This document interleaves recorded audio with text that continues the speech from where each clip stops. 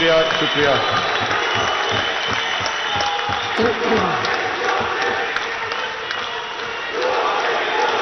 بسم اللہ الرحمن الرحیم. بس بس بس. ایاک نعبد و ایاک نستعین. سب سے پہلے میں سب کا شکریہ ادا کرنا چاہتا ہوں جنہوں نے آج یہ ہمارا جو 3 سال جو ہم آج 3 سال کی اپنی پرفارمنس لوگوں کے سامنے رکھ رہے ہیں. میں فواد چودھری آپ کا، سیف اللہ نیازی آپ کا، اور فاروق حبیب سب کا، یوتھ ونگ سب کا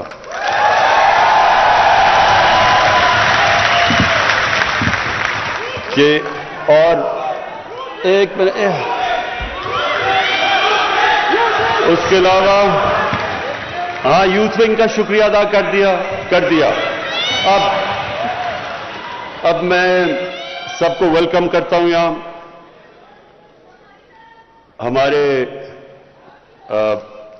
ہمارے منسٹرز، صوبائی اور فیڈرل منسٹرز، اور ابھی جو الیکٹ ہوئے ہیں آزاد کشمیر کے پریزیڈنٹ، وہ گلگت بلتستان کے چیف منسٹر، گورنرز، سب کو میں آج یہاں ویلکم کرتا ہوں. اچھا جی، اب میری یہاں ٹیم بیٹھی ہوئی ہے. میں ابھی فیصل جاوید کو دیکھ رہا تھا کہ یہ اتنا وہ دھرنا مس کرتا ہے کہ وہ جب مائک مل جائے وہ چھوڑتا ہی نہیں. اب مائک اس کو یاد آ جاتا ہے وہ. اور عمران اسماعیل اور پھر عطا اللہ خیل، عیسیٰ خیل بھی، ہم نے ساری کیمپین کی، جو کیمپین ہماری تھی وہ ساری مجھے یاد ہے عیسیٰ عطا اللہ کے ترانے کے اوپر. اور پھر ابرار آپ کا بھی جو ٹیلنٹ ہے ماشاءاللہ میں داد دینا چاہتا ہوں، بڑا ورسٹائل ہے آپ کا ٹیلنٹ. اور اب مجھے سمجھ نہیں آ رہی کہ میں اپنے گورنر عمران اسماعیل کو کس طرح اس کو داد دوں، کیونکہ اس میں اب پتہ نہیں پوٹینشیل یہ ترانوں کا زیادہ ہے یا اس کی گورنرشپ میں زیادہ ہے، لیکن اس کا کازمان سب کو دینا چاہتا. اچھا جی، میں یہ 3 سالہ جو ہماری پرفارمنس ہے وہ آپ کے سامنے رکھنے سے پہلے میں ایک چیز، کیونکہ جو یوتھ ہے یہ ہمارا فیوچر ہے، ہماری زیادہ تر آبادی، ہماری آبادی یوتھ ہے، 30 سال کی عمر سے کم اکثریت ہے ہماری ملک میں. تو اس لیے یوتھ میں خواتین بھی شامل ہوتی ہیں، وہ علیحدہ نہیں ہے یوتھ سے. اچھا ایک منٹ. یوتھ ونگ آپ نے چپ کر کے شور نہیں بچانا، آرام سے سننی ہے میری بات. اب سنیں، نعرے نہیں، ابھی نعرے نہیں. اچھا جی سنیں، میں سب سے پہلے اپنی صرف یہاں بھی لیکن سارے پاکستان کی یوتھ کے لیے جو پیغام میں آج دینا چاہتا ہوں وہ یہ کہ دیکھیں، جب ہم 5 وقت کی نماز میں، وہ کئی 5 وقت پڑھتے ہیں کئی نہیں پڑھتے، لیکن نماز میں ہم ایک چیز مانگتے ہیں، اور وہ ہے کہ اللہ ہمیں ان کے راستے پہ لگا جن کو تو نے نعمتیں بخشیں، اس راستے پہ نہیں جو اپنی تباہی کے راستے پہ نکل گئے.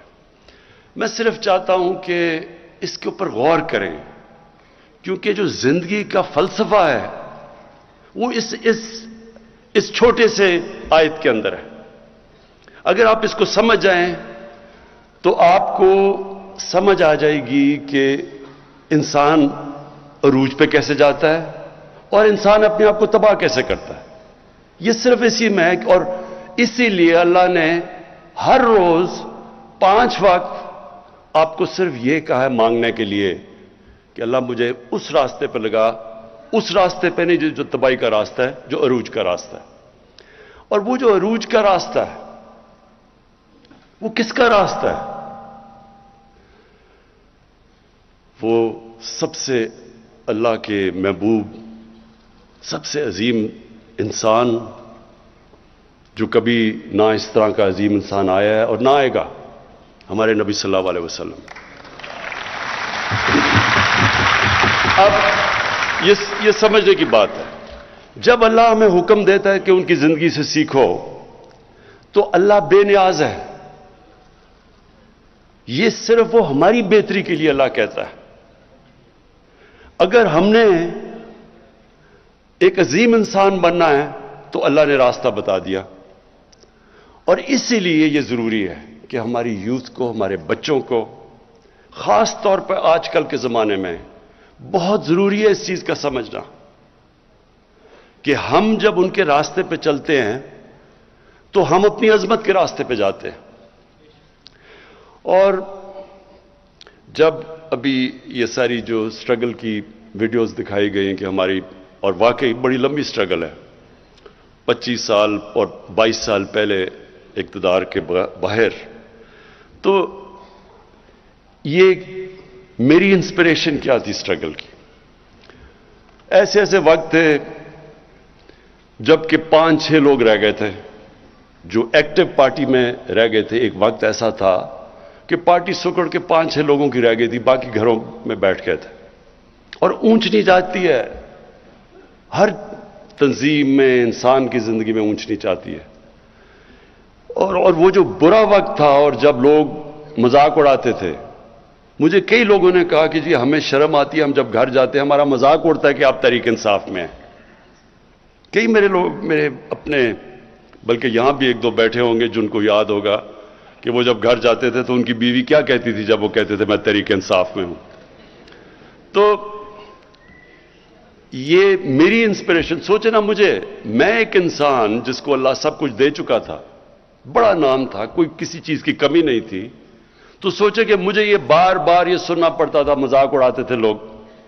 کئی لوگ ویسے ہی کرکٹ کے دنوں میں میرے خلاف ہوئے تھے، کیونکہ وہ جیلسی ہوتی ہے نا، جو کامیاب انسان ہوتا ہے اسے لوگ جیلس ہوتے ہیں، تو وہ ان کو موقع مل گیا کہ اچھا جی اب تو یہ نیچے آیا تو اس کو برا بھلا کہو۔ دیکھیں، میں نے صرف ایک چیز میں دیکھتا تھا کہ ہمارے نبی صلی اللہ علیہ وسلم، انہوں نے بھی بڑا مشکل وقت گزارا، اللہ کے حبیب تھے، انسان جس کو سب سے زیادہ اللہ پسند کرتے تھے، تو اگر اللہ ان کو 13 سال ان کی زندگی اگر آپ سٹڈی کریں تو کتنے مشکل وقت سے وہ گزرے تھے، کوئی ضرورت نہیں تھی ان کو، کامیاب تھے، وہ خوش تھے، کامیاب بزنس مین تھے، تاجر تھے، کوئی ان کو ضرورت نہیں تھی، سارے عزت کرتے تھے، صادق اور امین تھے، فیصلے کرانے کے لیے سارے ان کے پاس جاتے تھے۔ تو ایک دم جب وہ رائے حق پہ آئے تو لوگوں نے مذاق اڑایا ان کا، کیا کیا نہیں کیا ان سے، اور وہ کتنی تکلیف سے گزرے۔ تو میں ہمیشہ ان کی زندگی سے سیکھتا تھا، کیونکہ ہمیں قرآن میں حکم تھا، اور یہ آپ سب کے لیے، اور میں خاص طور پہ اپنے یوتھ کے لیے کہنا چاہتا ہوں۔ دیکھیں، یہ جو 2 راستے ہیں کہ ان کے راستے پہ لگا جن کو نعمتیں بخشیں، تو کیا وہ نعمتوں کا راستہ آسان راستہ ہے؟ اگر آسان ہوتا تو سب سے زیادہ نعمتیں تو انہوں نے نبی صلی اللہ علیہ وسلم کو بخشی تھی، تو ان کا تو بڑا مشکل راستہ تھا۔ کہنے کا مقصد یہ ہے کہ جو ایک قرآن کی ایک آیت ہے کہ جس کو تم اپنے لیے اچھا سمجھتے ہو وہ برا ہے، وہ کئی دفعہ تمہارے لیے برا ہے، اور جس کو تم برا سمجھتے ہو وہ اچھا ہے۔ مطلب یہ کہ کبھی بھی برے وقت سے ڈرنا نہیں چاہیے۔ جب میں پہلی دفعہ جب پرائم منسٹر بنا تو میں نے پہلی بات کی کہ یہ مشکل وقت ہے، لیکن گھبرانا نہیں ہے، کیونکہ مشکل وقت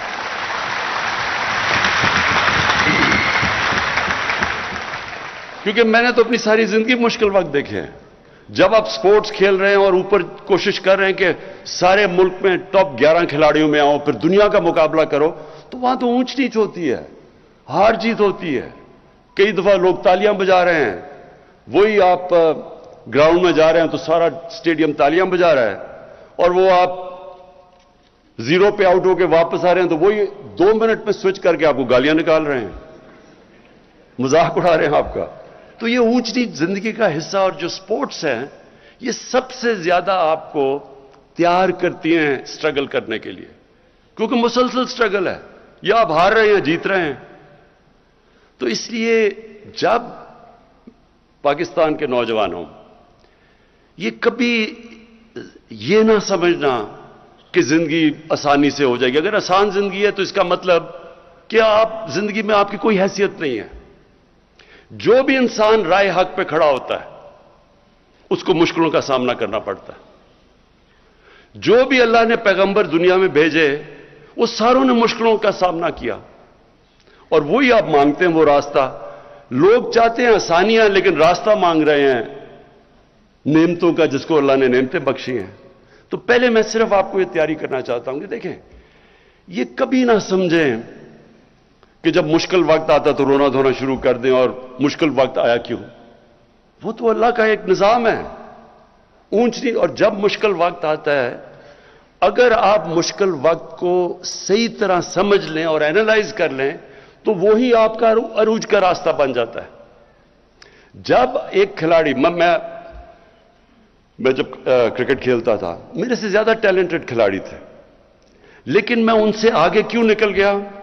کیونکہ جب میرا مشکل وقت آتا تھا، میں فیل ہوتا تھا، تو میں اس کا پورا تجزیہ کرتا تھا، رات کو سوتا نہیں تھا جب تک میں نے یہ نہ سمجھ لیا ہو اپنی ذہن میں کہ کیا میں نے غلطیاں کی۔ غلطیاں جب میں ٹھیک کرتا تھا تو میں پہلے سے بہتر ہو جاتا تھا۔ اور یہی ہے ایک ہی طریقہ اوپر جانے کا۔ کوئی بھی دنیا میں کسی نے آج تک بڑا کام نہیں کیا جو فیل نہیں ہوا۔ یہ کوئی ناممکن ہے کہ کوئی اٹھ کے ایک دم سیدھا ایک پرچی پکڑ کے اور لیڈر بن جائے، ایسے نہیں ہو سکتا۔ آپ کو جب تک ایک مشکل سٹرگل سے آپ نہیں گزرتے، کسی چیز میں آپ بڑا کام نہیں کر سکتے۔ کوئی بھی لیڈر آج تک شارٹ کٹ لے کے نہیں بنا۔ قائد اعظم کی سٹرگل دیکھیں، میں تو ایک لیڈر مانتا ہوں پاکستان کا، قائد اعظم، اور ان کی کبھی سٹرگل دیکھیں کتنی تھی، جس طرح انہوں نے سٹرگل کیا ہے، اور آخر میں جو بیماری کے اندر انہوں نے سٹرگل کیا ہے، اس لیے آج، اور اپنی ذات کے لیے نہیں کیا، ایک بڑے مقصد کے لیے کیا۔ تو آج تک اور جب تک پاکستان رہے گا، لوگ قائد اعظم کو دعائیں دیں گے۔ تو اس لیے کوئی بھی آج دنیا میں لیڈر اٹھا دیں، وہ ایک سٹرگل کر کے اوپر آتا ہے، اور سٹرگل ہوتی ایسے ہے کہ جب آپ نیچے آتے ہیں، آپ ہاتھ نہیں کھڑے کر دیتے، آپ دیکھتے ہیں کہ میں کیا غلطیاں کر رہا ہوں، پھر ان کے اوپر محنت کرتے ہیں، وہ غلطیاں دور کرتے ہیں، اور پھر پہلے سے زیادہ آپ اوپر چلے جاتے ہیں۔ تو اس لیے یہ جو 3 سال تھے ہمارے، بڑے مشکل سال گزرے ہیں۔ مشکل سال اس لیے گزرے کہ پہلے تو ملک کو بینکرپٹ کر کے چلے گئے۔ ملک میں جو ہمارے پاس پیسہ تھا، جو ہمارے ریزروز تھے، جو ہماری لائبلٹیز تھی، جو ہم نے باہر لوگوں کو قرضے لیے ہوئے تھے، پیسے دینے تھے، ہمارے پاس پیسے ہی نہیں تھے ان کو قسطیں واپس کرنے کی۔ ہم نے ڈیفالٹ کرنا نہیں تھا، ہم ڈیفالٹ کر رہے تھے پیمنٹس کے اوپر، کیونکہ ہمارے پاس فورن ایکسچینج ہی نہیں تھا۔ ہماری جتنا ہم نے باہر پیسے دینے تھے، ہمارے پاس اتنے ریزروز ہی نہیں تھے۔ تو تب ہم نے حکومت سنبھالی تھی۔ پاکستان کی تاریخ کا جو سب سے بڑا جس کو خسارہ کہتے ہیں، ڈیفیسٹ کرنٹ اکاؤنٹ کا، کہ ہمارے ملک میں کبھی اتنا بڑا، تقریباً 20 ارب ڈالر کا ڈیفیسٹ تھا، اتنا بڑا، یعنی کبھی اتنا بڑا ڈیفیسٹ نہیں آیا۔ اس کی وجہ سے ہمیں اگر یہ نہ مدد کرتے ہماری سعودی عربیہ، UAE اور چائنا، اس وقت ہماری یہ نہ مدد کرتے، تو یہ جو مہنگائی اور جو مشکل وقت گزری ہماری قوم، وہ کچھ بھی نہیں ہے جو ہم نے گرنا تھا، کہ جس طرح روپے نے نیچے جانا تھا۔ کیونکہ اگر ہمیں پیسے نہ یہ باہر دیتے اس وقت مشکل وقت میں، تو روپے نے گر جانا تھا اور نیچے۔ جب جتنا بھی روپیہ گرا، اس سے بھی آپ سب کے سامنے ہے جو مہنگائی آئی پاکستان میں، کیونکہ جتنی چیزیں باہر سے آنی تھی، تیل، بجلی، اس کی وجہ سے افیکٹ، ساری چیزیں مہنگی ہو گئی۔ تو اس وقت ہمیں جو سامنا کرنا پڑا، ایک نئی ٹیم تھی، یا تو ہمیں تجربہ ہوتا، ہماری ٹیم بھی نئی تھی، اور اس کے بعد پھر ایک ایشو نہیں آیا. پہلے تو کرائسس آیا, اس کے مشکلوں سے آئی ایم ایف کے پاس جانا پڑا, پیسے نہیں تھے ہمارے پاس, مجبوری آئی ایم ایف کے پاس جانا پڑا. اور جب آئی ایم ایف کے پاس آپ جاتے ہیں تو جس طرح کوئی بھی جو جس سے آپ قرضہ لیتے ہیں وہ پوچھتا ہے کہ میرا پیسہ واپس کیسے کرو گے, اور وہ پھر شرائط لگا دیتا ہے کہ میرا پیسہ واپس کرنے کے لیے آپ کو بجلی بھی مہنگی کرنی پڑے گی کیونکہ بجلی میں خسارہ ہے, آپ کو روپے کی قیمت گرانی پڑے گی, آپ کو ٹیکس لگانے پڑیں گے. اور جب وہ آئی ایم ایف کی آپ شرائط پہ چلتے ہیں تو عوام کو تکلیف ہوتی ہے, عوام مشکل وقت سے گزرتی ہے. تو ہم اس مشکل وقت سے سال کے بعد نکل ہی رہے تھے کہ کرونا آ گیا. کرونا سے پہلے بھی ایک چیز ہوئی, پلوامہ آ گیا. وہ میں صرف پلوامہ میں اللہ نے ہمیں بڑی کامیابی دی, اور میں آج اپنی خاص طور پہ اپنی فوج کا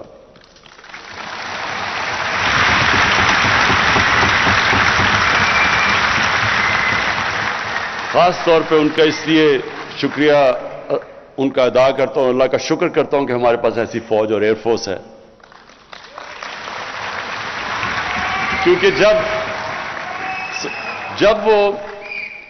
جب وہ فیصلہ کرنا تھا, اور بڑا ایک جب انہوں نے ہماری پاکستان میں آ کے رات کو وہ بمباری کی ان کے جہاز نے, تو اس وقت مجھے احساس ہوا کہ اگر ہمارے پاس اس طرح کی فوج نہ ہو جو ہمیں کانفیڈنس ہو کہ یہ ہمیں سیکیورٹی دے گی, تو کتنا ایک طاقتور, ایک بڑا ملک, 7 گنا زیادہ بڑا ملک, اس کے سامنے کیا کرے گی, ہماری عوام کیا کرے گی.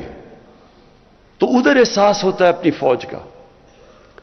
اور پھر مجھے یہ ان 3 سالوں میں جو سب سے زیادہ تکلیف ہوئی کہ جس طرح یہ جو مافیا ہے, انہوں نے ہماری فوج کے خلاف جو تقریریں کی, جو سٹیٹمنٹس دی. دیکھیں, میں نے بھی فوج کی تنقید کی ہوئی ہے ماضی کے اندر, میں نے بھی کی ہے.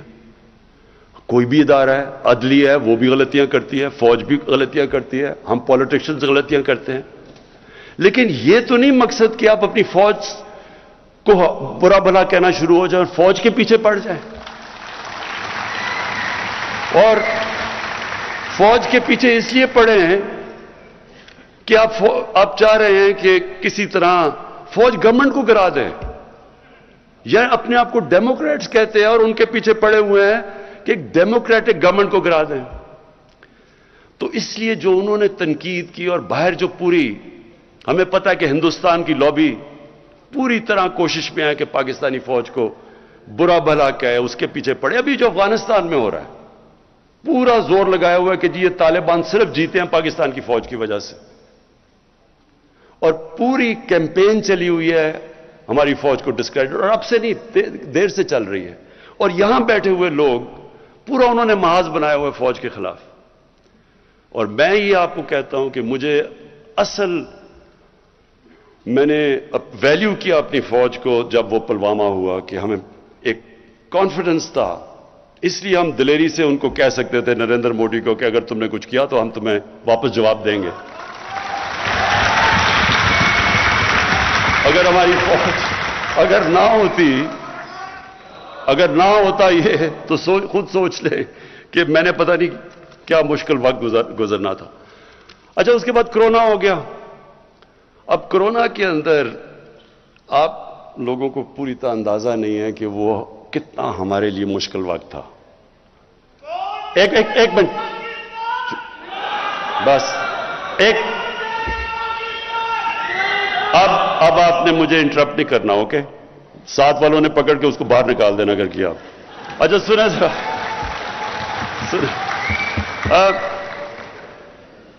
دیکھیں مشکل کیا تھا. ہم دیکھ رہے تھے باہر, وہاں جناب اسپین کے اندر, اٹلی کے اندر, انگلینڈ کے اندر وہ ان کے ہاسپٹل بھرے ہوئے ہیں, لوگ سڑکوں پہ ہیں.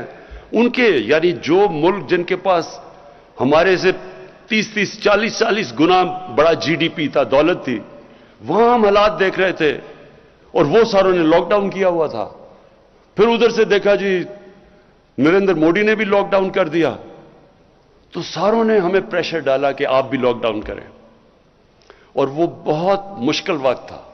ہاں لاک ڈاؤن تو کرنا چاہیے کہ اگر آپ کی یہ بیماری پھیل رہی ہے، ہمیں پتہ ہے کہ لاک ڈاؤن سے وہ رک جاتی ہے، وہ کم ہو جاتی ہے، پھیلتی کم ہے، لیکن ساتھ کہ ہمارے وہ لوگ جو دیہڑی دار تھے، جو غریب لوگ تھے، جو دن کو پیسہ بنا کے بچوں کو کھلاتے تھے، تو ان کو کیا بننا تھا؟ اور بڑی ہماری اپوزیشن کے ممبرز نے تنقید کی، اور لوگ میری اپنی پارٹی میں بھی کئی لوگ گھبرا گئے کہ ایک دم یہ ہو رہا ہے، اور اگر اور پھیل گیا ہمارے ہاسپٹل سے پریشر پڑ گیا۔ لیکن میرا یہ ایمان ہے، ہم نے فیصلہ کیا اور بڑا مشکل فیصلہ کیا کہ ہم جو بھی ہو جائے ہم یہ پوری طرح لاک ڈاؤن نہیں کریں گے، کیونکہ ہمارے غریب بھوکے مر جائیں گے۔ اور اس کی وجہ سے میرا یہ ایمان ہے کہ اللہ نے اس کی برکت آئی ہمارے اوپر، اس نے بچا لیا ہمیں، ہم نے اپنے۔ اور پھر یہ سنیں، ورلڈ اکنامک فورم نے پاکستان کی مثال دی کہ وہ ملک ہے جس نے اپنی بہترین طور پہ اپنی اکانومی بچائی۔ ورلڈ ہیلتھ آرگنائزیشن نے پاکستان کی مثال دی کہ کورونا سے انہوں نے سب سے بہتر طریقے سے اس کو انہوں نے ہینڈل کیا۔ اور پھر اکانومسٹ نے کہا کہ پاکستان وہ دنیا میں 3 ملکوں میں سے ہے جس نے اپنی اکانومی بھی اور کورونا کو بھی ہینڈل کیا۔ ادھر میں پھر اپنی ٹیم کو، کیونکہ اگر ہم غلط فیصلہ کر لیتے، میں آج آپ کو بتاؤں، یہاں لوگوں نے بھوکے مرنا تھا، جو آج ہندوستان میں ہو رہا ہے۔ اگر ہندوستان کے اندر جس طرح کی غربت آئی ہے، جس طرح کو انہوں نے لاک ڈاؤن لگایا، اور جس طرح مجھے پارلیمنٹ میں اپوزیشن والے کہہ رہے تھے، مثالیں دے رہے تھے ہندوستان کی، تو آج ہمارے ملک کے اندر جس طرح کی غربت تھی آپ اندازہ نہیں لگا سکتے، کیونکہ ساری دنیا کے اندر کورونا کے اندر غریب پس گیا۔ لاک ڈاؤن سب سے زیادہ تباہی مچاتا ہے غریب کو۔ تو اس میں اپنی جو ٹیم تھی میری این سی او سی کی، اسد عمر اور ڈاکٹر فیصل، میں خاص طور پہ آپ کو خراج تحسین آج پیش کرنا چاہتا ہوں کہ بڑے ہمارے اچھے فیصلے ہوئے اور اللہ نے ہمیں وہاں سے نکالا۔ اچھا، اب میں ذرا آپ کو صرف 3 سال کی ہم نے اپنی پرفارمنس بتانی تھی، تو میں ذرا صرف آپ کے سامنے رکھنا چاہتا ہوں کہ ہم جب آئے تھے تو تقریباً $20 ارب کا خسارہ تھا۔ آج وہ خسارہ 3 سال کے بعد $20 ارب سے $1.8 ارب پہ رہ گیا۔ ہمارے فورن کرنسی ریزروز جب ہم آئے تھے تو پورے ملا کے $16.4 ارب تھا، اور آج ماشاءاللہ ہمارے $27 ارب پہ ریزرو چلے گئے ہیں۔ ہمارے جو ٹیکس کلیکشن تھی، یعنی کہ دیکھیں، جب ایک گھر میں مثلاً ایک گھر جب مقروض ہو جاتا ہے تو وہ کیا کرتا ہے؟ اس کو اپنے خرچے کم کرنے پڑتے ہیں اور اپنی آمدنی بڑھانی پڑتی ہے، اور کوئی طریقہ، جب سے اللہ نے دنیا ایجاد کی ہے اس کے علاوہ کوئی طریقہ نہیں ہے اس میں سے نکلنے کا۔ تو جب آپ خرچے کم کرتے ہیں تو لوگوں کو تکلیف ہوتی ہے۔ ایک گھر دیکھ لینا، گھر میں آپ خرچے کم کریں گے تو لوگ اپنا کھانا پینا کم کریں گے، مرغی سے دال روٹی پہ آ جائیں گے، اور بچوں کو اچھے سے اسکول سے نکال کے دوسرے اسکول میں ڈال دیں گے، کیونکہ آپ کو مشکل وقت سے تو گزرنا پڑتا ہے۔ ہر گھر کو جب یہ ایک گھر مقروض ہو جاتا ہے اس کو یہ کرنا پڑتا ہے، تو تب گھر والوں کو تکلیف ہوتی ہے۔ تو وہ بڑی تکلیف سے ہمارے لوگ گزرے، اور میں یہ بھی اللہ کا شکر کرتا ہوں کہ بڑی ماشاءاللہ ہماری ایک دلیر قوم ہے، ہم اس سے بڑے صبر سے نکلے۔ تو پھر ہماری جو کلیکشن تھی، ٹیکس کلیکشن، ہماری ٹیکس کلیکشن جب ہم آئے تھے تو 3,800 ارب تھی۔ 3,800 ارب روپیہ ہماری ٹوٹل ٹیکس کلیکشن تھی۔ آج وہ پہنچ گئی ہے 4,700 ارب پہ ہماری ٹیکس کلیکشن۔ اور یہ جو سارے میں آپ کو فگرز دے رہا ہوں یہ اسحاق ڈار کے نہیں ہیں، یہ اصل ہیں۔ اس کے بعد ہماری جو ریمیٹنسز ہیں، जो बाहर से, और हमेशा ये याद रखे आप का इस मुल्क का सबसे बड़ा असासा बैरून मुल्क पाकिस्तानी है। ये सबसे बड़ा हमारा असासा है। इन्होंने हमें इस वक्त, हमें इस कौम को उनका खास शुक्रिया अदा करना चाहिए, क्योंकि इन्होंने हमें बड़े मुश्किल वक्त से निकाला। हमारी रेमिटेंसेस थी जब हम आए, जो ओवरसीज पाकिस्तानी जो पैसा भेजते थे वो थी 19.9 अरब डॉलर, और आज हमारी रेमिटेंसेस पहुंच गई हैं 29.4 अरब डॉलर। तकरीबन 10 अरब डॉलर एक्स्ट्रा रेमिटेंसेस आई। अच्छा, फिर जो हमारा, जिस वक्त हम बिल्कुल शुरू में आए तो जब खर्चे कम किए, हमारी इकॉनमी कमजोर हुई, बेरोजगार हो गए। आज देखें जरा हालात। आज हमारे जो इकॉनमी, जो इंडस्ट्री जो उठाती है इकॉनमी, उसमें जो इजाफा हुआ है वो 18% हुआ है। ये 10 साल के बाद हमारी इतनी तेजी से इंडस्ट्री ऊपर जा रही है, जिससे लोगों को रोजगार भी मिल रहा है। और हमारा जो कंस्ट्रक्शन का सेक्टर है, जो सबसे ज्यादा रोजगार देता है, उसमें सीमेंट 42% उसकी सेल्स बढ़ी है। हमारे जो एग्रीकल्चर है, 1100 अरब रुपया हमारा इजाफी किसानों के पास किया है, इजाफी किया है। और वो नजर आता है कि रिकॉर्ड हमारी मोटरसाइकिलों की बिकी हैं, रिकॉर्ड ट्रैक्टर हमारे बिके हैं, और गाड़ियों की सेल 85% बढ़ गई है। टोयोटा ने अपनी सारी तारीख में इतनी गाड़ियां नहीं बेची जो आज बेची हैं। इसका मतलब कि लोगों के अंदर खुशहाली आ रही है। और फिर जो हमारे आने से, अब जो मैं दूसरी चीज कहना चाहता हूं कि हमारा आने में तीन चीजें, हमारा जो स्लोगन है कि इंसाफ, इंसानियत और खुददारी। तो इंसाफ के लिए, इंसाफ क्या है? इंसाफ का मतलब कानून की बालादस्ती, कानून की हुक्मरानी। मैं जरा सिर्फ आपको समझाता हूं कि इसमें मकसद, फर्क क्या होता है। जिधर कानून की हुक्मरानी होती है वहां सब कानून के सामने एक बराबर होते हैं। जब ताकत की हुक्मरानी होती है तो ताकतवर के लिए कानून और कमजोर के लिए दूसरा। मैं आपको एक मिसाल देता हूं जो पाकिस्तान में, अगर आपको आसानी से आप समझ जाएंगे कि असल में हमारा मुल्क का सबसे बड़ा मसला क्या रहा है, और वो है कि यहां रूल ऑफ लॉ, कानून की हुक्मरानी नहीं हुई। आसिफ जरदारी 88 से लेकर 90 तक पीपल्स पार्टी की हुकूमत पावर में थी। 90 को उनकी गवर्नमेंट जाती है और नून लीग आ जाती है। Asif Zardari prime minister house से सीधा जेल में चले जाते हैं करप्शन पे। 93 के अंदर नून लीग की हुकूमत चली जाती है, पीपल्स पार्टी वापस आ जाती है। आसिफ जरदारी सीधी जेल से उठ के प्राइम मिनिस्टर हाउस। फिर 96 में फिर पीपल्स पार्टी हुकूमत जाती है, वो फिर प्राइम मिनिस्टर हाउस से सीधा जेल। इसका मतलब क्या कि जब वो ताकत में हैं तो पाकिस्तान का कानून उनको नहीं पकड़ सकता। वो सिर्फ जब ऑपोजिशन में जाते थे तो कानून पकड़ता था। तो देखें, ये सिर्फ मैं आपको इसलिए मिसाल दे रहा हूं, कोई भी मुल्क, ये ज़हन में डाल लें, कोई मुल्क तरक्की नहीं कर सकता जिधर रूल ऑफ लॉ नहीं होता। और इसीलिए मदीना की रियासत में जब उनके पास खुशहाली नहीं थी, तब शुरू में बड़ा मुश्किल वक्त था। शुरू के अंदर तो पहले 4-5 साल तो मुश्किल से उम्मत बची थी। जंगे खंदक में, जंगे ओहद में मुश्किल से बचे थे, खाना नहीं था, बुरे हालात थे। लेकिन कानून की बालादस्ती कायम की, कानून से ऊपर कोई नहीं था। उन्होंने कहा, नबी सल्लल्लाहु अलैहि वसल्लम ने, कि तुम्हारे से पहले बड़ी कौमें तबाह हुई जिधर यही ताकतवर के लिए, कमजोर के लिए दूसरा कानून। और मेरी बेटी भी अगर कानून तोड़ती है तो उसको सजा मिलेगी। कोई कानून से ऊपर नहीं है।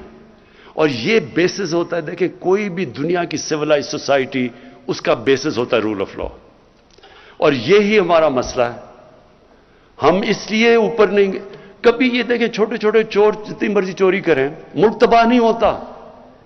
मुल्क तबाह तब होता है जब इमरान खान और प्राइम मिनिस्टर और उसके वजीर चोरी शुरू करते हैं, क्योंकि मुल्क का खजाना तो हमारे हाथ में है। तो करप्शन عام آدمی کی لوگوں کو تنگ کرتی ہے، پٹواری کی کرپشن، لوگ تنگ ہوتے ہیں اس سے، یا تھانے دار کی. لیکن ملک جو تباہ ہوتا ہے جب اس کے طاقتور، اس کے پرائم منسٹر، وزیر، جب وہ چوری شروع کرتے ہیں.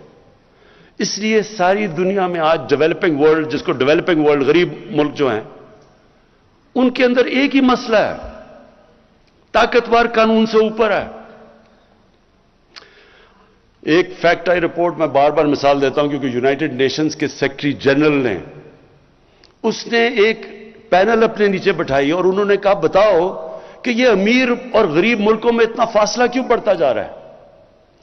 تو فیکٹ آئی پینل کی جو رپورٹ ہے اس نے یہ کہا کہ ہر سال غریب ملکوں سے، ڈیولپنگ ورلڈ سے 1000 ارب ڈالر چوری ہو کے جاتا ہے امیر ملکوں میں اور آف شور اکاؤنٹس میں اور مے فیئر کی طرح فلیٹس میں.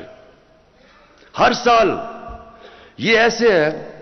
میں آپ کو ایک اور مثال دیتا ہوں. جب انگریز ہندوستان میں آیا تو اورنگزیب کے جانے کے بعد ہندوستان کا جو سالانہ آمدنی تھی، جس کو جی ڈی پی کہتے ہیں، وہ 24% تھی دنیا کی جی ڈی پی. دنیا کا سب سے امیر خطہ تھا یہ. اور بنگال مغلوں کا سب سے امیر پروونس تھا. انگریز نے شروع کیا بنگال سے، اور اس نے جب 200 سال حکومت کر کے گیا تو بنگال سب سے غریب صوبہ ہو گیا انگریزوں کا، اور ہندوستان کا جو جی ڈی پی تھا وہ رہ گیا 3%، اور برطانیہ کا جی ڈی پی چلا گیا 24%. کیا ہوا؟ یہاں سے ساری دولت چوری ہو کے ان کے پاس چلی گئی. یہ غریب ہو گیا، وہ امیر ہو گیا. یہی آج ہو رہا ہے دنیا میں. ڈیولپنگ ورلڈ کیوں فاصلے بڑھتے جا رہے ہیں؟ امیر غریب کے فاصلے بڑھتے جا رہے ہیں، امیر اور غریب ملکوں کو، کیونکہ وہاں سے، کیونکہ ان کے پاس قانون کی حکمرانی نہیں ہے، وہاں کا پیسہ چوری ہو کے ان کے ملکوں سے باہر جا رہا ہے. وہ فاصلے، وہ ملک غریب ہو رہے ہیں. وہ جو پیسہ خرچ ہونا ہے تعلیم پہ، صحت پہ، انفراسٹرکچر پہ، وہ چوری ہو کے باہر چلا جاتا ہے. اور جب وہ ڈالر لے کے باہر بھیجتے ہیں تو آپ کی کرنسی کمزور ہو جاتی ہے.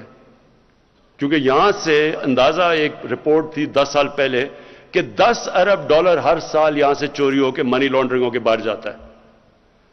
تو وہ اگر 10 ارب ڈالر نہ آپ روک لیں تو ہمیں آئی ایم ایف سے قرضہ ہی نہ لینا پڑے. تو یہ جو ہمارا مسئلہ نہیں، یہ ساری ڈیولپنگ ورلڈ کا مسئلہ ہے.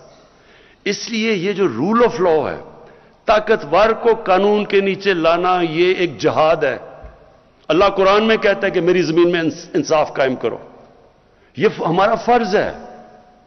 اور اس لیے یہ ہے اصل میں جنگ جو 3 سال میں ہم نے سب سے زیادہ لڑی ہے. جو ابرار نے بتایا کہ جی مایوسی پھیلا دیتے ہیں، یہ کون مایوسی پھیلا رہا ہے؟ یہ وہ مافیاز ہیں. وہ مافیاز ہیں جو چاہتے ہیں کہ گورنمنٹ فیل ہو، کیونکہ وہ پرانا زمانہ پھر آ جائے جدھر لوٹ مار شروع ہے. ان کی پوری کوشش ہے کہ آپ کی یہ تحریک انصاف کی حکومت کامیاب نہ ہو، اور ہماری جو کولیشن گورنمنٹ ہے، کیونکہ وہ چاہتے نہیں ہیں. کیونکہ ان کے لیے آسان، یہاں سے ملک سے پیسہ نکالا، باہر لے گئے، باہر بڑے بڑے گھر اور پراپرٹیز لے لی. تو میں صرف اب آپ کو، ہم جب آئے ہیں ذرا میں آپ کو بتاؤں کہ فرق کیا پڑا ہے. کیا فرق پڑا ہے کہ ہمارے آنے سے پہلے. اب میں ذرا 2 آپ کو فگرز دیتا ہوں. پنجاب کی پہلے بتاتا ہوں کہ پنجاب کی اینٹی کرپشن، انہوں نے نون لیگ کے 10 سالوں میں جو ٹوٹل پیسہ اینٹی کرپشن نے ریکور کیا تھا وہ 2.5 ارب روپیہ تھا. ہمارے صرف ابھی 3 سالوں میں پنجاب کی اینٹی کرپشن نے 450 ارب روپیہ اب تک ریکور کر چکے ہیں. یہی نیب تھی، یہی قانون تھے نیب کے. نیب نے اپنے 18 سالوں میں، ہمارے آنے سے پہلے 18 سالوں میں جو پورا اب تک پیسہ انہوں نے ریکور کیا تھا وہ 290 ارب روپیہ تھا. اور ہمارے 3 سالوں میں انہوں نے 519 ارب روپیہ ریکور کر چکے ہیں. اور اس لیے آپ دیکھتے ہیں بڑا شور مچا ہوا ہے. اچھا جی، دوسری چیز جو ہمارا دوسرا کوشش ہے हमारा जो मंशूर है वो है इंसानियत। इंसानियत का मतलब ये कि बजाय एक स्टेट जो सिर्फ कानून बनते हैं, जिसको एलीट कैप्चर कहते हैं, सारे कानून, सारी बिजनेस, सारे फायदे एक छोटे से तबके को, अमीर अमीर होता जाता है, गरीब गरीब होता जाता है। यह हमारी पहली गवर्नमेंट है जिसने फैसला किया कि हम नीचे से लोगों को ऊपर उठाएंगे। और यह हम किधर, यह मदीना की रियासत का असूल था। पहली दफा फ्लाई रियासत दुनिया की तारीख में मदीना में बनाई गई थी। तो हम उसी पे चल रहे हैं और हमने वो प्रोग्राम्स किए हैं जो पाकिस्तान की तारीख में किसी ने नहीं किए। दो प्रोग्राम्स खास तौर पे, एक है हमारा एहसास का प्रोग्राम। हमारा जो एहसास का प्रोग्राम है, इससे पहले 110 अरब रुपया सिर्फ दिया जाता था निचले लोगों की मदद करने के लिए, गरीब लोगों की। उससे हमने 260 अरब पे ले गए हैं। 110 से 260 अरब पे हमारा चला गया। हमने जो एहसास में, जब कोरोना हुआ तो जो पैसा खर्च किया हमने एहसास पे, वर्ल्ड बैंक ने रेट किया, जो सारी दुनिया में पैसे खर्च कर रहे थे ना कोरोना के दौरान, तो वर्ल्ड बैंक ने जो हमारी रेटिंग दी हमारे एहसास के प्रोग्राम को, वो सारी दुनिया में नंबर 3 पे पाकिस्तान था कि सबसे बेहतरीन, शिफाफ और एफिशिएंट तरीके से हमने पैसे बांटे। और एहसास प्रोग्राम के अंदर और भी खास तौर पे हमारी कोशिश है कि अपनी औरतों को हम उठाएं। हमारी औरतें खास तौर पे जो गरीब इलाकों में हैं, जो देहातों में हैं, इनको हमारी पूरी कोशिश उठाने की। और इनको बेहतरीन तरीका उठाने का क्या है? तालीम देना। एहसास प्रोग्राम के अंदर हमने जो स्कूलों के अंदर स्कॉलरशिप्स रखी हैं बच्चियों के लिए, वो बच्चों से ज्यादा है, लड़कों से ज्यादा है। और जो हमने अंडर ग्रेजुएट स्कॉलरशिप्स दिए हैं, वो औरतों को भी 50% है और लड़कों को भी, स्टूडेंट्स को भी, मेल को भी 50% है। कोशिश क्या है? देखिए, मैं ये टीवी प्रोग्राम देखता हूं, ये आजकल ये जो अफगानिस्तान के ऊपर प्रोग्राम्स हो रहे हैं, यूरोप, सारी दुनिया मगरब में, कि जी वो अफगानिस्तान की औरतों की बड़ी बुरी, उनको सबको फिक्र पड़ी अफगानिस्तान की औरतों की। वो जी पता नहीं तालिबान क्या कर देंगे औरतों को। कभी दुनिया की तारीख में कभी किसी ने बाहर से आके किसी मुल्क की औरतों को हुकूक दिलवाए आज तक? कभी कोई दिलवा सका है? मुझे एक दुनिया में, मैं एक तारीख का तालिब इल्म हूं, मुझे कोई दुनिया में यह बता दे कि जी बाहर से किसी ने मुल्क में आके तो किसी और मुल्क की औरतों को हुकूक दिलवा दिए। औरतें खुद हुकूक दिलवाती हैं। हमारी औरतों में ताकत है अपने आप को, अपने हुकूक लेने के लिए। हमने सिर्फ उनको तालीम देनी है, हमने एम्पावर करना है तालीम दे के। औरतें खुद अपने हुकूक, जो इंग्लैंड में या हुकूक या जो वेस्ट में दिलवाए थे, वो क्या किसी ने फतह करके दिलवाए थे उनको हुकूक? उनकी अपनी मूवमेंट थी, औरतों की मूवमेंट थी, सफरेजेट्स थी। उन्होंने बड़ी मेहनत करके अपने हुकूक लिए हैं। तो हमारी औरतों के पास, हमने सिर्फ उनको तालीम देनी है और इसके ऊपर हमारी गवर्नमेंट का सबसे ज्यादा जोर है। उसके अलावा भी हमने इनकी कई चीजें जो गरीब इलाकों में औरतें, उनके लिए मुश्किल है। मसलन हमने एक सक्सेशन सर्टिफिकेट्स निकाले हैं। अब बचाए औरतें, बड़ा मुश्किल होता था उनको जाके सक्सेशन सर्टिफिकेट्स को जाके वेरीफाई करना। तो अब वो सिर्फ नादरा ऑफिस में जाएं और वो आराम से उनके लिए हो जाते हैं। और इसका सबसे बड़ा फायदा ये है कि जो इनहेरिटेंस लॉज है, औरतों की जो जायदाद मिलनी चाहिए, वो भी पहली दफा हम अब इंश्योर कर रहे हैं, क्योंकि औरतों को जायदाद में हिस्सा नहीं मिलता। वो भी इंशाल्लाह हम पूरी तरह उस पर जोर लगा रहे हैं। अच्छा जी, अब जो सबसे बड़ा हमारा इसके साथ साथ एहसास के साथ प्रोग्राम चलने वाला है, वो कामयाब पाकिस्तान है। इसकी हम पूरी डिटेल्स काम कर रहे हैं। बहुत बड़ा प्रोग्राम है। इसमें जो हमारी 40 लाख निचले गरीब खानदान हैं, उनके लिए हम 4 चीजें करने लगे। सबसे पहले उनको कर्जे, सूद के बगैर उनको कर्जे देंगे। हर गरीब खानदान में, ये 40 लाख गरीब खानदान है सबसे नीचे, हर गरीब खानदान को, सब उनमें से एक फर्द को सूद के बगैर कर्जा। उसके बाद एक फर्द को टेक्निकल एजुकेशन, تاکہ وہ ہنر سیکھ سکیں. ہیلتھ کارڈ، ہیلتھ انشورنس، یعنی کہ ایک غریب گھر میں، وہ تو ہم پنجاب میں پختونخوا میں تو وہ کر چکے ہیں، پنجاب میں انشاءاللہ سال کے اینڈ تک سب کو ہیلتھ کارڈ مل جائے گا، ہیلتھ انشورنس.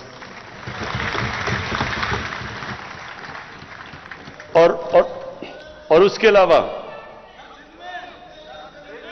ہاں لیکن میں عرض کر دوں، یہ صوبے خود کر رہے ہیں، یہ ہم سینٹر سے نہیں کر رہے. انشاءاللہ جب یہ ساری صوبوں میں ہو جائے گا تو سندھ کو بھی پریشر پڑ جائے گا، سندھ کے اوپر بھی، کہ ان کو بھی دینے پڑیں گے ہیلتھ کارڈ. اور پھر جو ہمارا بہت بڑا پروگرام ہے، جو ہم نے افورڈیبل ہاؤسز، لوگوں کو گھر دینے ہیں، غریب طبقوں کو جو آج تک کبھی پیسے ان کے پاس نہیں ہوتے گھر بنانے کے لیے، تو ایک غریب خاندان کو ہم پورا سود ان کو ہم وہ قرضے دیں گے، یعنی جس طرح کہ اگر انہوں نے مہینے کا کرایہ دینا ہے، وہ کرایہ کی جگہ وہ قسط ہو جائے گی اور ان کا گھر اپنا ہو جائے گا.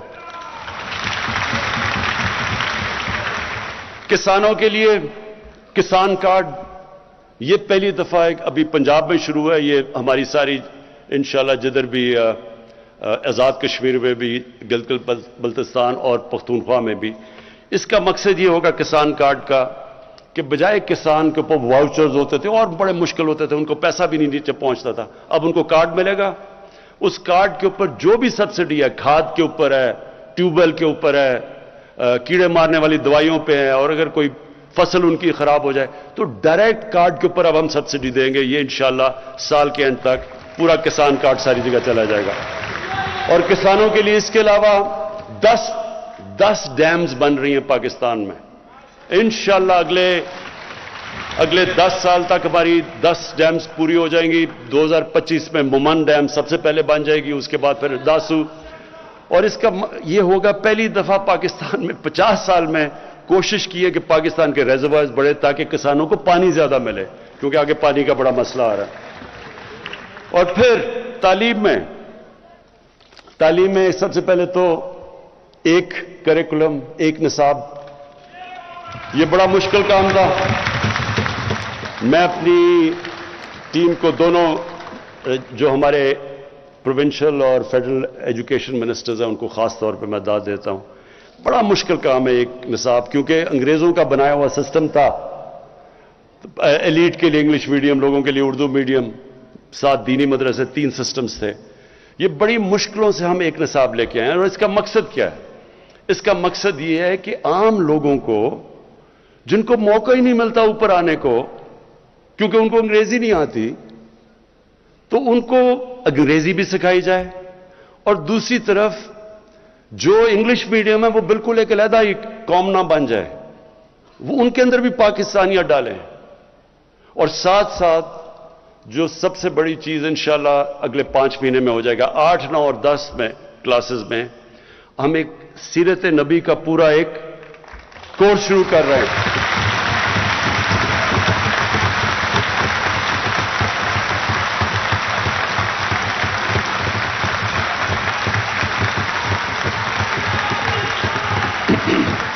یہ اس لیے ضروری، یہ میں اس لیے سمجھتا ہوں کہ آج جتنا یہ ضروری ہے، کبھی مسلمانوں کی تاریخ میں کبھی یہ ضروری نہیں تھا. ضروری تو خیر ہمیشہ تھا، جس طرح میں نے شروع میں کہا کہ کوئی اس قرآن میں جب انہوں نے ان کو رول ماڈل بنا دیا ہماری بہتری کے لیے، جو ان کو فالو کرے گا وہ اوپر چلا جائے گا. جو مدینہ کی ریاست کے اصولوں پہ قوم کھڑی ہوگی وہ اوپر چلی جائے گی. یہ تو اللہ نے اس لیے ہمیں ان کی سنت پہ چلنے کو کہا ہے. لیکن مجھے احساس ہوا کہ ہمارے بچوں کو سمجھ ہی نہیں ہے. نہ قرآن پڑھ لیتے ہیں لیکن قرآن کی ان کو سمجھ نہیں ہے. لیکن ان کی زندگی وہ آسان ہے بچوں کے لیے سمجھنا، وہ تو ایک تاریخ کا حصہ ہے، اور اس سے کیریکٹر بلڈنگ ہو. میں پھر سے کہتا ہوں، جب میں نے جو چیزیں آج کل دیکھ رہا ہوں، یہ موبائل فون کے بڑے فائدے ہیں، ٹیکنالوجی ہے، بچے کئی چیزیں اب سیکھ جاتے ہیں، نالج وہ مل جاتی ہے جو کبھی پہلے نہیں تھی. لیکن اس کے ایک نیگیٹو سائیڈ ہے. بچوں کو وہ مٹیریل اب موبائل فون پہ مل رہا ہے کہ ان کے لیے ہینڈل کرنا آسان نہیں ہے، اور اس کے بڑے اثرات آ رہے ہیں ہماری سوسائٹی کے اوپر. میں جب سے آیا ہوں، میں نے جب آئی جیز سے ملتا ہوں اور ان سے میں پوچھتا ہوں کہ کرائم کے مجھے بتائیں کہ کون کون سی کرائم بڑھ رہی ہے. سب سے تیزی سے کرائم بڑھ رہی ہے پاکستان میں سیکس کی کرائم، بچوں سے زیادتیاں، ریپ، یہ بڑی تیزی سے بڑھ رہی ہے. اور پھر جو میں نے یہ جو مینار پاکستان میں دیکھا، یہ ہم سب کے لیے، یہ ہم ساری قوم کے لیے اس سے زیادہ شرمناک چیز نہیں ہو سکتی. تو اس لیے اور بھی ضروری ہے آج کہ ہم اپنے بچوں کی تربیت کریں، ان کی کیریکٹر بلڈنگ کریں، ان کو ٹیکنالوجی بھی سکھائیں، لیکن ان کے کیریکٹر ان کو بتائیں تو صحیح کہ انسان ہوتا کیا ہے. انسان صرف روبوٹ نہیں ہے جو صرف ٹیکنالوجی پہ چلتا ہے. انسان میں انسانیت تب آتی ہے جب اس کو پتا تو چلے کہ میں اچھے برے کی تمیز کیا ہے، میں دنیا میں کس لیے آیا ہوں، میرا حساب لیا جائے گا. انسان میں ایمان آتا ہے یہ نہیں آتا، یہ تو اللہ کا فیصلہ ہے. لیکن ہمارا کام ہے ان کو تربیت دینا، اپنے بچوں کو ان کو ایک قسم کے ان کو ہتھیار دینا تربیت سے، تاکہ وہ مقابلہ کر سکیں کہ یہ بالکل ایک نئی قسم کی ان کے لیے انفارمیشن آ رہی ہے. یہ بہت ضروری ہے، کیونکہ اگر اس وقت میں جو ابھی ابرار نے بالکل ٹھیک بات کی کہ جس طرح کی اس وقت انفارمیشن آ رہی ہے، یہ بالکل ہمارے دین سے بھی بچوں کو دور لے کے جا رہی ہے، ہمارے کلچر سے، ہماری پاکستانیت سے. تو اس لیے انشاءاللہ یہ جو ہماری کوشش ہے اب کہ سارے بچوں کو ہم 8، 9 اور 10 کے اندر جو بھی بچہ ہے جس مرضی اسکول میں، انگلش میڈیم، اردو میڈیم، سب کو سیرت نبی کے اوپر پورا صحیح سکھایا جائے گا. اور پھر یہ جو ہماری پوری کوشش ہے کہ جو ہمارے علاقے پیچھے رہ گئے ہیں، بلوچستان پیچھے رہ گیا، ہمارا قبائلی علاقہ جو پرانا قبائلی علاقہ تھا وہ پیچھے رہ گیا، وہاں بھی غربت ہے، پڑھائی وہاں بھی کم ہے. تو ان سارے علاقوں کے لیے ہم نے اسپیشل پیکیجز دیے. بلوچستان میں ہماری گورنمنٹ نہیں ہے، سندھ میں ہماری گورنمنٹ نہیں ہے، لیکن ہم نے صرف غربت کے اوپر اسپیشل پیکیجز دیے ہیں. ہم نے 14 سندھ کی ڈسٹرکٹس، 9 بلوچستان کی ڈسٹرکٹس اور گلگت بلتستان، ان کے لیے ہم نے 1300 ارب روپیہ ہم نے ایلوکیٹ کیا ہے ان کو اٹھانے کے لیے.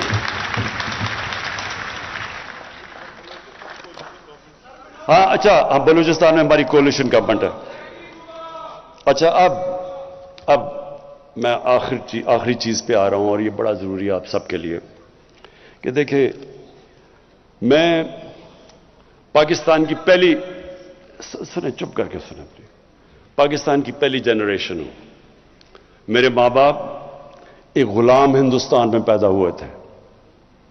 میں ایک پہلی جنریشن ہوں جو ہم ایک آزاد ملک میں پیدا ہوئے تھے. اور جب ہم بڑے ہو رہے تھے تو مجھے اپنے ماں باپ کی ہمیشہ یہ بات یاد رہی کہ تم کتنے خوش قسمت ہو کہ تم ایک آزاد ملک میں پیدا ہوئے. ہمیشہ ماں باپ نے مجھے یہ بتایا. اور مجھے بدقسمتی سے ہمارا جو راستہ ملک کا، ایک ہمارا بہت عظیم قائد اعظم ہمارے لیڈر تھے، میں ہمیشہ کہتا ہوں کہ غلام ہندوستان میں ایک آزاد ذہن تھا قائد اعظم. لیکن جو ہمارا جو ملک کا جو راستہ تھا ایک خوددار قوم بننے کا، بدقسمتی سے ایسی ملک میں لیڈرشپ آئی جنہوں نے دوسروں کے سامنے ہاتھ بھی پھیلا دیے. کبھی یہی نہیں سوچا کہ ہماری اپنی طاقت کیا ہے، کبھی کوشش نہیں کی اپنے پیر پہ کھڑے ہونے کی.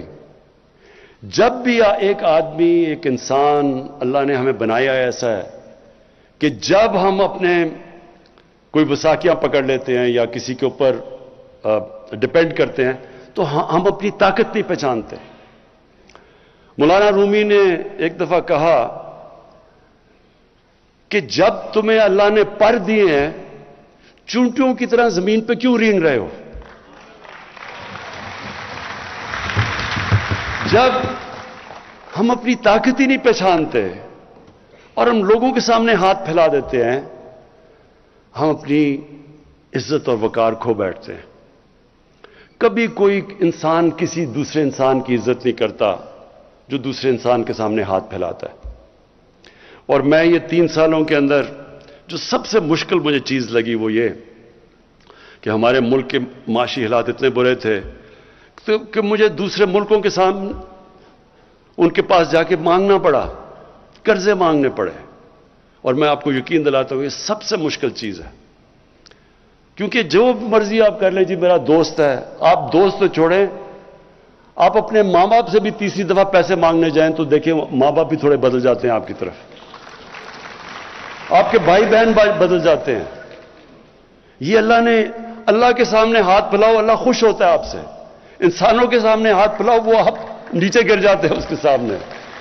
इसलिए हमने ये बड़ा गलत रास्ता ये जो चुना, इसकी वजह से हमने कभी कोशिश ही नहीं की अपना पोटेंशियल कि कितना अजीम, कितना बड़ा तोहफा दिया अल्लाह ने। हर किस्म की चीज है पाकिस्तान में। मैं आपको यह बता दूं, जिस शोबे में हम एग्रीकल्चर पे, अपनी ज़राअत पे जोर डालेंगे, उस पे पाकिस्तान उठ सकता है। उसके ऊपर भी कभी तवज्जो नहीं दी। इस मुल्क में जितने मिनरल्स दिए हैं, जो मदनियात हैं, उसके ऊपर भी कभी तवज्जो नहीं दी, क्योंकि सिर्फ बाहर हाथ फैलाए हुए कि एड आती रहे या हम इंपोर्ट करते रहे। सोचा ही नहीं कि इस मुल्क में क्या क्या है। अल्लाह, जो टूरिज्म है, मैं आपको सिर्फ बताऊं क्योंकि मैं दुनिया में फिरा हुआ, टूरिज्म में सिर्फ पाकिस्तान इतना पैसा बना सकता है कि अपने कर्जे उतार सकता है, सिर्फ टूरिज्म पे। कभी किसी ने तवज्जो ही नहीं दी, क्योंकि छुट्टियां उनकी लंदन में थी।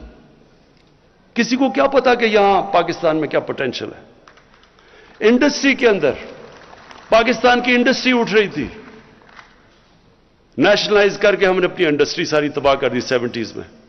हमारे बैंकर्स दुनिया के अंदर, BCCI दुनिया के अंदर 14-15 नंबर पर बैंक पहुंच गया था, यहीं से लोग उठे हुए थे।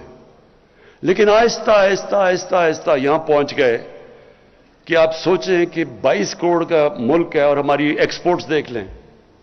पिछले 5 साल में, जो उनके पिछले वाले नून लीग के 5 साल थे, एक्सपोर्ट्स बढ़ी नहीं। जो 5 साल पहले थी उनके, वो एंड तक उतनी एक्सपोर्ट्स थी। जब मुल्क एक्सपोर्ट ही नहीं करेगा, उसके पास आमदनी किधर से आएगी? कैसे मुल्क आगे बढ़ सकता है?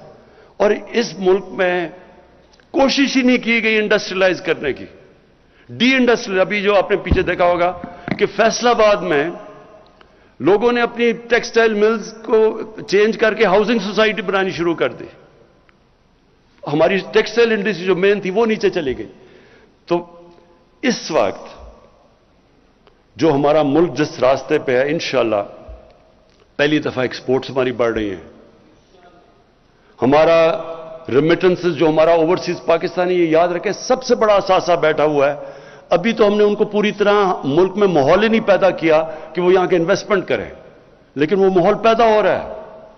ईज ऑफ डूइंग बिजनेस में 28 प्लेस पाकिस्तान ऊपर चला गया है, यानी आसानियां पैदा कर रहे हैं हम बाहर इन्वेस्टर्स के लिए।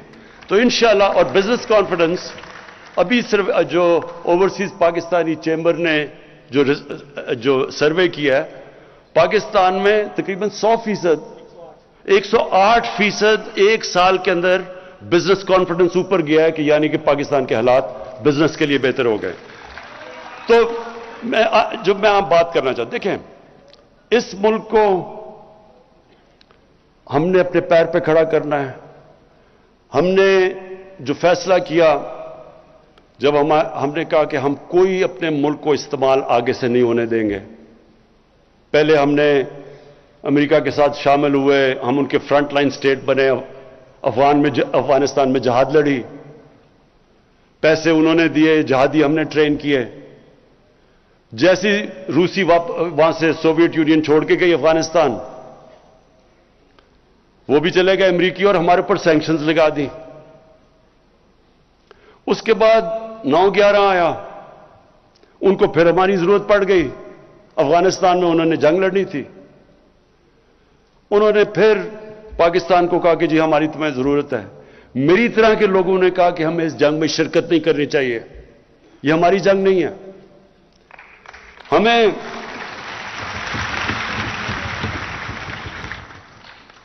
تو جارج بش نے یہ نومبر 2001 میں اس نے کہا جب اسے ضرورت تھی ہماری کہ اس باری ہم پاکستان کو نہیں بھولیں گے, ہم ابینڈن نہیں کریں گے اس باری پاکستان کو. لو جی امریکہ کی جنگ میں شامل ہو گئے, کہا جی ہماری جنگ ہے, پیسے ان سے لے رہے ہیں, جنگ ہماری ہے, ہم ان کی مدد کر رہے ہیں اور وہی بمباری کر رہے ہیں ہمارے پہ. 480 ڈرون اٹیکس کیے ہیں پاکستان کے اوپر. کبھی دنیا کی تاریخ میں یہ نہیں ہوا کہ ایک ملک کو اپنے ہی اعلائے بمباری کر رہا ہے, یہ کبھی دنیا میں نہیں ہوا. وہ لوگ جو بیچارے مرتے تھے ڈرون اٹیکس میں, وہ سارے بدلہ لیتے تھے پاکستان سے, ہماری فوج سے. ہمارے ادھر فوجی بھی شہید ہو رہے ہیں, ہمارے بم دھماکے ہو رہے ہیں. 70 سے 80 ہزار لوگوں کی ہم قربانی دے گی کسی اور کی جنگ لڑ کے, اور اس کے بعد وہی ہمیں کہنا شروع ہو گیا کہ نہیں جی آپ کی وجہ سے ہم افغانستان میں کامیاب نہیں ہوئے. تو اس سے ہمیں کیا سبق ملتا ہے؟ کبھی ہم نے اپنے آپ کو کسی سے استعمال ہونے نہیں دینا.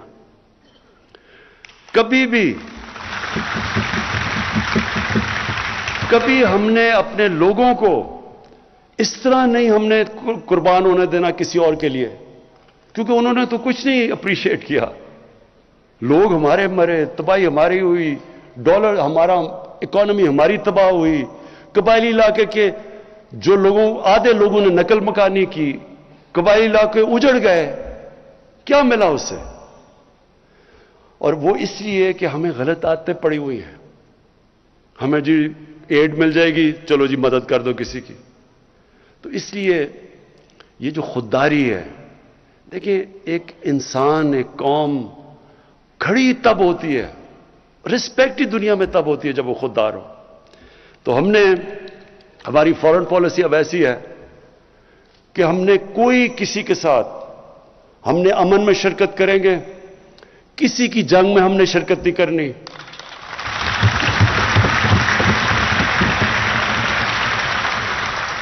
اور افغانستان کے اوپر میں آخری بات کر دوں کہ جو افغانستان میں ہوا, جس طرح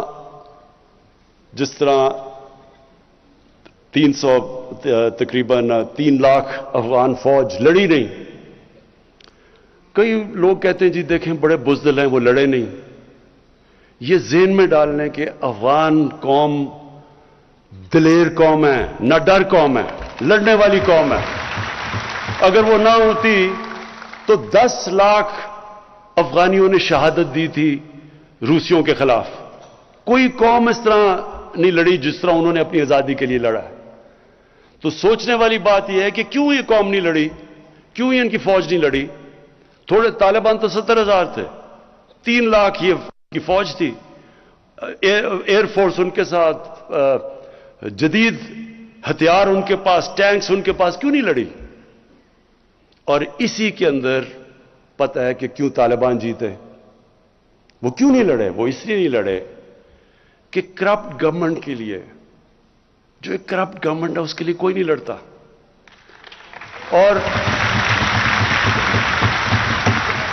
اور دوسری چیز, افغانیوں کی ایک سائیکی ہے, وہ ہمیشہ جو باہر سے آتا ہے, جو ان کے اوپر فتح کرنے کی کوشش کرتا ہے, وہ قوم ان کے اگینسٹ کھڑی ہو جاتی ہے. وہ اپنی آزادی کے لیے لڑتے ہیں.